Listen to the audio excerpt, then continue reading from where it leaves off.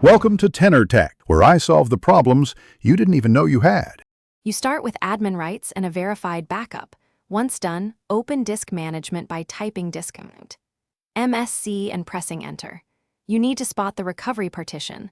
Look for a smaller partition, often 500 MB to several GB, labeled recovery or OEM. Make sure the partition is not the system reserved or the EFI system partition. If labels are missing, check partition sizes and file system types. This immediate action gets you into the tool so you can actually change the recovery partition configuration. Once the partition is visible, right-click it and choose Change Drive Letter and Paths to assign a temporary letter such as R. You need a letter to access files and run commands. Make sure no other drive uses that letter. If disk management blocks the change, open an elevated command prompt and use disk part.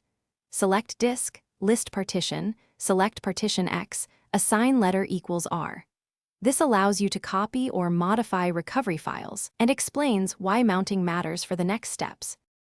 You now copy updated recovery files or point windows to the new image by running reagent commands.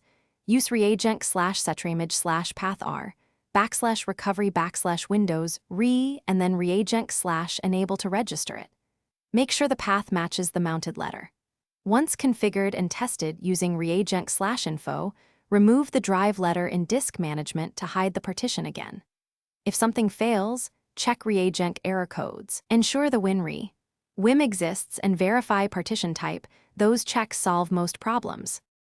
Thanks for watching. Subscribe to keep your life in tune.